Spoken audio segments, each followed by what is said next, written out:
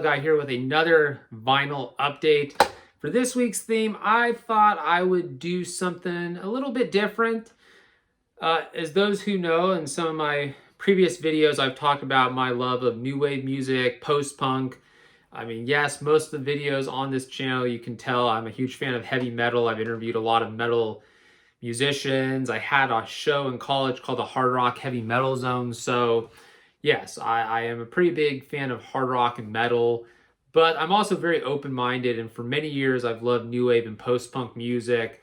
I've had a lot of albums that over the years I've purchased because I just love these releases, and I've always been a fan, really. I mean, for a long time. I mean, ever since I was little, because I think my mom, she listened to a lot of music from the 80s, a lot of new wave music, The Cure, Susie and the Banshees, as well as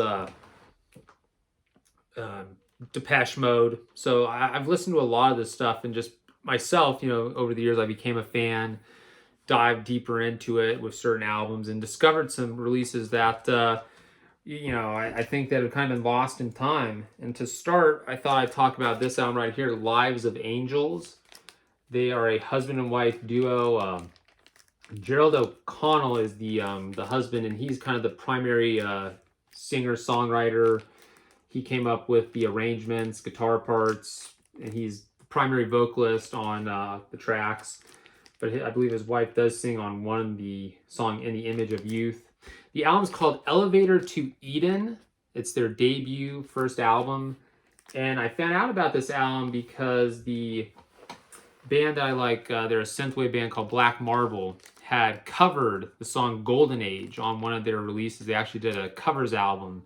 And I had heard that song, and I just really liked the song, the arrangements to Golden Age. And I was like, wow, this is just such a great song. I just loved everything about it.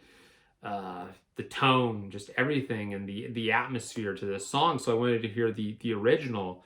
And again, I was just blown away because Lives of Angels version, it's the same thing. There's just something about the lyrics, the way it's written, and then the synth arrangements too, just grab you. With the Golden Age version done by Lives of Angels, the original, you definitely hear a little more guitar, right? And the sound of the guitar, it has a tone. If you like Joy Division, you kind of notice the similarities between Lives of Angels and Joy Division. You could tell where Lives of Angels was probably influenced. And a lot of the songs in this album, though, I also feel the guitar playing, it reminded me a bit of Darude Column, if you're familiar with that group that's on Factory Records. And just a very creative release. There's a lot of just very interesting guitar fills that just grab you, a lot of catchy melodies, and nothing complicated. It's just great atmospheres. And that's why I think a lot of these songs they just get you with the lyrics and just how the songs sound. They have a very unique quality. And it's an album that I really wish more people would check out. It's kind of sad. Lives of Angels, of course, does not get probably the recognition that they deserve. When you really listen to the production, the songwriting on this album, it's spectacular. It's almost a shock. I really, feel like, damn, what happened? But that happened. But that's so common. I mean, not just, in the world of metal, you've had that, right? So many albums that kind of get lost in time. But the Dark Entries is the record label that put this out on vinyl, and they reissued it. And you have to give credit to these labels that do that and find these artists from back in the day that have these albums that are really spectacular. They're lost gems. And then now you get the opportunity to check them out because they're being reissued. People, of course, put them out on YouTube, so you can check them out on YouTube. And from there, it kind of builds that interest, and you're able to purchase the album. And also got to give credit to the bands that cover songs from these albums that are a bit rare, right, or not well known, because then fans find out about them and they go and they check out the artist, the original artist, and that kind of sets in motion. But if you want, Dark Entries, I believe, still has copies for sale on their Bandcamp and their website.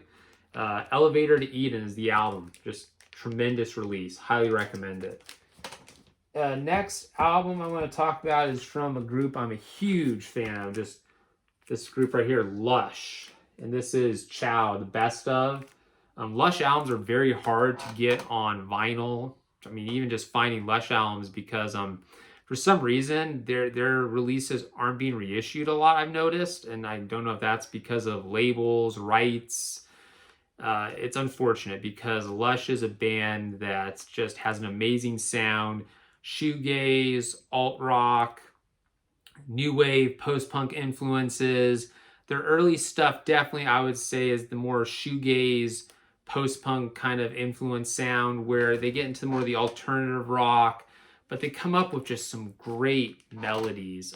Also the vocal harmonies. The two female guitar players, singers in the band are amazing, just unbelievable. Their songs just hit you. A couple of my favorites I'll mention: Light from a Dead Star. I really do enjoy that. And then Nothing Natural. I love the guitar sound on that album. It has this cosmic, very just captivating sound, right? The guitar effects. And that's what Lush did. Mickey Bereni, the guitarist in the group, she, as well as Emma Anderson, but Mickey, her sound, the guitar she used, I believe it was a 12-string. Just, you have some amazing sounding chords, very heavenly, and a lot of the songs on this album are from one of my favorite releases. Spooky was the album that I think in their discography that I love the most, and they just get you, right. Just that sound, those full chords. Again, the group's called Lush, and the chords and the sound is just lush. It's just full. It's just so vibrant. And it hits me every time I listen to this release. I love it. I mean, you get, it's 2 releases with 2 vinyls, and it's on red colored vinyl. I got this actually through Discology. It's a record store in Reno. The owner, Dave, he's a huge Lush fan, so him and I were talking about it. And he had this album, and I was so excited because, as I told him, I go, it's so hard to find Lush releases. And he was like, I know. I think he has like a CD box set. I was like, wow, that's amazing. And again, if you could find any album from Lush, whether it be used, in good condition, hopefully, you don't get something that's destroyed, because I have found Lush CDs, Rasputins, that, let's just say, the quality wasn't the best. So that's why I took a pass on those. But like, this album is in really good condition, so I was really excited to get this. But I really wish that we would have those opportunities to get Lush albums reissued on CD and vinyl. I don't know why. Again, maybe somebody knows the reasoning behind it. It'd just be great to have that. But what's really interesting is Chuck Schuldiner from the band Death. He was a huge fan of Lush, and I saw in this interview Chuck had mentioned Lush, and I was like, wow, here it is. And I love Death. I'm a huge fan of them. And sure enough, he's talking about a band that I like, right? As a metal fan, and I don't go around telling my metal friends that often, like, oh, have you guys listened to Lush? But here it is, you have Chuck Schuldiner from Death. He was talking in an interview how he really liked Lush. He mentioned them, and I was so, as a metal fan, I was kind of like, awesome. So that way, it's like I started going around telling people, like, yeah, as much as I listen to Spiritual Healing and Scream Bloody Gore and Symbolic, hey, have you checked out Lush? And they kind of, well, people go, But then you find out Chuck Schuldiner likes it, and you tell those diehard metal fans, and all of a sudden they go, oh, okay, I guess they're cool, because they worship Chuck Schuldiner, and they act tough, right? They act tough. But no, I mean, the music in this is really good. I think that's what probably Chuck noticed, as well as I think a lot of fans listening to Lush, you gravitate towards it because it's just so well produced. Just great songs, really. So check it out if you can. This album is Chow, Best Of, if you want to look for it. A really good release. Just wanted to mention this album. This is Christian Death. This is live from Halloween 1981, the Only Theater of Pain lineup. So that's why I pretty much got this release. I'm a huge fan of Christian Death. Pretty much just that album, Only Theater of Pain, is just such a great release. I have it on vinyl. I talked about it in one of my videos already. And I have the shirt. I mean, again, it's an album that I just really enjoy. There's something, I love the guitar sound of Rick Agnew, who is on this live album, so you get to hear him playing live back in the day, 1981. My only complaint about this is the vocal quality. Roz's vocals sort of come in and out at times, and there's like this really just crazy inconsistency with the vocals where sometimes it's working and then all of a sudden it cuts and you're kind of like, well, I cannot hear at all what's going on. And that might be the only frustrating part. But as a fan of that, the early years of Christian Death, it's definitely something cool to have. It's on orange vinyl, so very appropriate for the Halloween theme, right? Going there. This is recorded on Halloween, so why not have a orange colored vinyl with it? Yeah, I really do recommend just checking it out first. Again, if you're a fan, you want to add it to your collection, go ahead. But it's something just to check out if you do like Christian Death, the early period. I know the band continues on with no original members from the Only Theater of Pain lineup.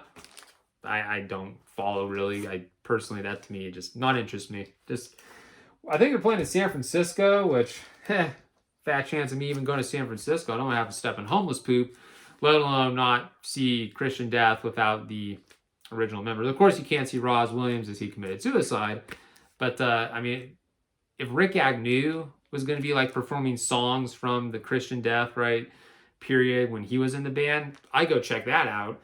But what they're doing right now, no thanks. I'll take a pass. And it's just my personal preference. I'm just sorry. I just got to go there with that. Next album, I'm wearing the shirt because I love this release. This is by far my favorite Joy Division album. Again, one of my favorite albums probably of all time. Closer. What a release. I mean, I could just do a whole video talking about this, but I'm going to keep it short. I know I don't want to ramble on too long because I still have some other albums I just want to mention and talk about quickly. But this album, especially the final side, side B, the last 3 songs, The Eternal, 24 Hours, and then Decades. Decades is probably my favorite Joy Division song ever recorded. I love that song. But those 3 tracks, I've always said to me, are almost symbolic of life. Just there's something about them. They hit you. The Eternal, very, very dark and very kind of haunting because what happens to Ian Curtis, right? He commits suicide, and this album, comes out, right? And that kind of is why maybe this album isn't the most cheery for some people when you think of it, because again, Ian Curtis had committed suicide, and this album comes out and you hear that song and it's like, wow, it's very haunting to think. But that song, and then 24 Hours, which to me is almost like life, right? The chaotic tempo, the frantic sound, it's like a reflection on living your daily life and what you go through. And then Decades, that's the reflection, looking back, right? And just thinking about humanity and so much. It really does grab you. And I think this album, because of that, is so fascinating. And the bass playing too. Peter Hook is tremendous. And huge fan of Isolation. That's a great song. I love playing along with that on bass. A Means to an End. That's great. But I wanted to show you, I got this on the clear vinyl, as you can see. And it also is kind of like this swirl. Very, very interesting when it's playing. It has this like mesmerizing kind of like feel to it. You're watching it swirl. So yeah, I was like, okay, I'll get that. But to me, the music itself is just great, right? I love it. It is, like I said, to me, this is, all those people will say, Unknown Pleasures, they mention it, and it's a good album. It's a good album, and hipster girls wear the t-shirts, and you say, yeah, isn't that a great album? They can't name you a goddamn song. It's what it is there, and you just shake your head, and again, move on. Don't let it bother you. Don't get angry. But I personally think Closer is just the better overall album. I think Martin Hannett did a great job with the production, everything about it. Just there's something really, really special about this release. I just love it. This completely, when you first hear it from start to finish, it's amazing. And a lot of people, yes, you would say, yeah, check out Unknown Pleasures. Fine, that's the album everyone, goes after. And again, the shirt has become iconic, and people, share it on the internet. Memes are made about it, and God knows what. I'm sure there's some TikTok OnlyFans girl that she wears it doing something disgusting with a Twinkie bar. But anyway, it's just one of those things that I personally, if I was to pick, I think Closer is the better album. Just, again, my personal preference. I think it just, everything about it, all around, is a great release. And speaking, though, of all around, here is Joy Division Substance.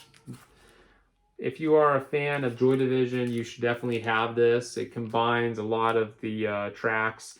It has the early tracks, which I'm a huge fan of. Leaders of Men, Warsaw, the songs that were written actually before they were technically called Joy Division, right? And they first were called Warsaw. And you have also the songs like Love Will Tear Us Apart's on this, and let me see here. I'm pretty sure what is on here as well. Glass is on here. Novelty, and then These Days. That's a good track. But this compilation release is something you see quite often at record stores. You can easily find. I bought this at Discology in Reno.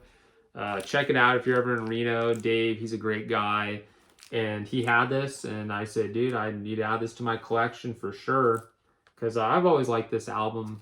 And I was just, kind of waiting to get it, and finally decided to get it because, like I said, just the songs like Leaders of Men, Warsaw, No Love Lost, those are just, to me, amazing. I just love the raw attitude from those songs. The early years of Joy Division, just something about it. They're really special. So check it out if you haven't. Actually, this would probably be a great place to start if you're a Joy Division fan. Actually, if you're not a Joy Division fan, excuse me, if you're just getting into them or you're not familiar fully, I would check out Substance and then maybe go to Closer, just again, personal preference, and then check out Unknown Pleasures. Yeah, Unknown Pleasures is not a bad album. I just think I'm just jaded and disillusioned because the hipster girls wearing on their, they're wearing the shirt and they know goddamn, they go nothing about it. And I just, you know what? You have a right to wear a shirt. And I'm not saying you can't wear this shirt. It's just when I start talking about it and you know nothing, it makes it awkward. It really makes it awkward, goddammit. And that's all I'm saying. I'm just saying it. I'm not trying to be one of these mean elitist people. I'm just saying I've had a lot of awkward conversations where I go up to a girl thinking, I'm going to be able to connect with this girl based on music. And then she knows nothing and I feel like I'm a weirdo because I know so much, and let's just say I don't get the number. Anyway, next album is Movement, the first album from New Order. This is after Joy Division ends, and as we know, New Order continues on. The band decided after Ian Curtis committed suicide that it would be best to change the name and start fresh, and then Jillian joins on keyboards. So that was kind of, again, nice to have that they decided not to just end it completely, still continued. And this is very much, a lot of people have described it, and I would describe it too, as it has a Joy Division sound, but it is written like what New Order would become, right? It pretty much takes the qualities that New Order would then kind of perfect, and you would hear more on the next album that I'm going to bring up here, Power, Corruption, Lies. So to me, you start out with this, and then here's your second full-length album that really is where it all comes together. But I still love this release because songs like Doubts Even Here just really have that. They remind you of something that you would hear from Joy Division, but you can hear they're going in a bit of a different direction. More messing around with the electronics and having that kind of, again, produced by Martin Hannett. You can hear where he was really working with the band to experiment in the noises, the electronic sounds, the synths. It's getting to that, okay, here's where Joy Division was, and here's where New Order is going to go. And this album is the start, right? And you also have at that time, too, they had the last two, quote, Joy Division songs that New Order would do for the single release through Factory Records. You have In a Lonely Place and Ceremony. The Ceremony and A Lonely Place, that single. And you can even hear those. There's recordings from Joy Division, a gig, or I think it's a rehearsal, but you hear the version where Ian Curtis sings on it. Again, I always like, for Ceremony, I personally like the New Order version. I've always loved it. I know some people, they like I've heard the Ian Curtis singing Ceremony, but I always liked, my personal is the New Order from that single version of Ceremony. But this release is just really, really impressive, and I like it. It's just something that, if you're a fan of New Order, it to me is where it all starts. Dreams Never End has such a great catchy bass line to it.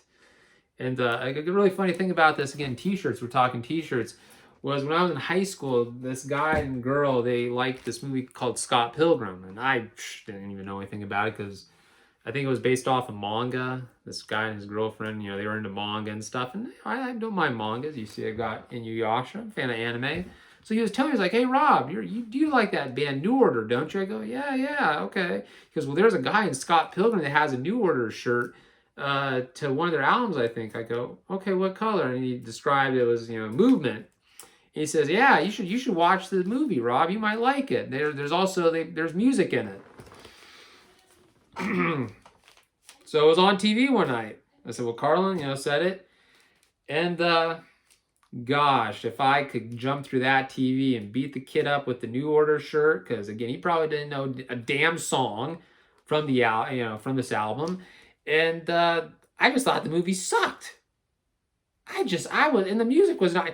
I could not believe he recommended that I check out that film. I felt insulted. So the next time I saw this guy and his girlfriend, I wanted to say something to them about, like, "God damn, you recommended me to watch that garbage movie. I wasted my life. I'm angry." They brought their laptop to school and they were watching some anime. And it was from, Japan, and it was the subtitles. And right when I came up and I was about to cut my promo and get on these two, this boyfriend and girlfriend, there was a scene where a girl was about to be sexually assaulted by her school teacher, and she turned into like a female vampire, werewolf or something. I don't know what she turned into, and she ripped him apart. And I was like, I forgot what I was going to say to you people. What the hell are you watching? And so that happened. True story. And it's a story that I try to forget about. But Power, Corruption, Lies, this is a great release. I do enjoy. And I think that if you have not checked this out from New Order, you should. Great album. I think, gosh, I've loved this for so long. And I finally got it on vinyl. And I was really excited because I got it for a good price. I've seen some people trying to sell it like at certain record stores. And I just couldn't believe that. I couldn't believe it. Now here is Thieves Like Us, the single. This is a really good song. I love Thieves Like Us. It's just such a catchy song. You can put this on, and really cool. I'm really glad they were putting out these on vinyl, reissuing the Factory Record singles like this, Thieves Like Us. And they've done a few others. I mean, Temptation is out there. They've also did the Joy Division, right? You get Love Will Tear Us Apart. Was it Transmission? They have that single out. So this was one, though. Thieves Like Us is a track that I really enjoy. I love the bass sound. I love the synth pattern in that. The sequence, it's just very catchy. It's New Order, right? It definitely has that quality that makes them such a special band. All right, gonna wrap it up with a couple albums that I do enjoy from my band. Killing Joke. Yes, post-punk. Great group right here. Very just thought-provoking, amazing approach to coming up with lyrics, social commentary. Killing Joke, if you have not checked them out, you need to. This is their debut album. This album, I think a lot of people probably know it because Metallica covered The Weight. Yeah, I didn't really think they did a great job. I actually like Decoherence, a black metal industrial death metal act that they covered The Weight, and I thought they did a great job with it.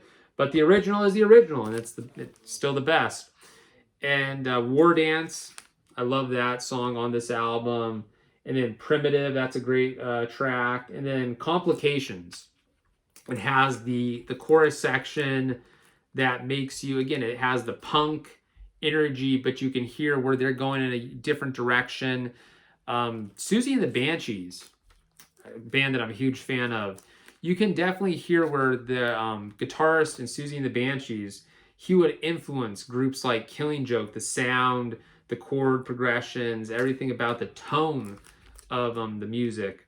But Killing Joke just kind of just came out and they did an amazing job. And they still, I mean, gosh, their albums throughout the 80s, the 90s, the 2000s. I mean, this is a group that is still just putting out some great releases and still highly respected amongst the music community. Fans of metal, punk, rock, new wave, you name it. Killing Joke has had such an effect on the music community because the music, the lyrics, everything is just top-notch quality. So if you haven't checked out this debut release from Killing Joke, do so. It's amazing. This is the first album from them. And then here's another album that I actually got this at Discology in Reno. I love this album. Probably, I mean, next to the debut album, this might be my favorite. This is What's This For by Killing Joke, their second full-length album. I'm a huge fan of the song Madness. Also the song Tension. Just, this album has a lot of great rhythms and a lot of raw, aggressive sounding chorus sections and just how everything is constructed.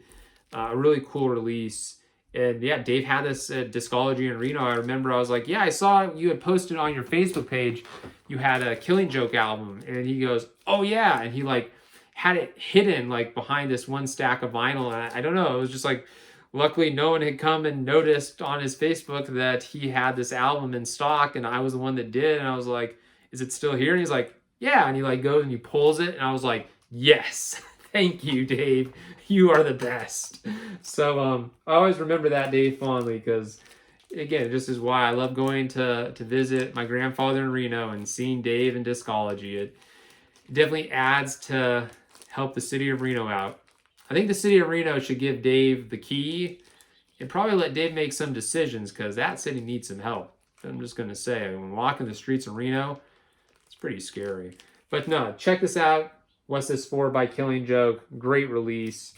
And I believe that they have reissued this. This is an actual original one, not like the first pressing, but this is from, you know, back in the day there, actually that early 80s period, which is cool. So I'm glad that I have this, where this is reissue through Spine Farm Records. So I have here a reissue, and I have an actual original. Like I said, I don't think it's first pressing, but it might be. I'm not familiar with sometimes when I look at this stuff. It could be, I couldn't be, but I'm just happy I have it. I enjoy good music, and that's what it is. And that's what I think people should do. So hey, check out, enjoy what you love. If there's any questions about some of the releases I talked about today, let me know. If you want to make fun of me for ranting about the girls with the t-shirts, hey, go ahead and do so. And if you enjoy Scott Pilgrim, that's your thing. But that, you know, that boyfriend and girlfriend, I don't know whatever happened to them. They sure were interesting characters. I'll just leave it at that. I can make again a whole YouTube video about the stories of my high school. It sure was a trip. That's why I listen to a lot of rock, metal, punk, post-punk, new wave music to escape the nonsense. But anyway, people, like and subscribe. I hope you enjoyed this video. It went a little long today, but, you know, I hope you enjoyed hearing me babble on about these albums because there's quite a few good releases here. Definitely check them out if you haven't. All right. You have a good one. Till next time, Rob the Mill Guy signing off.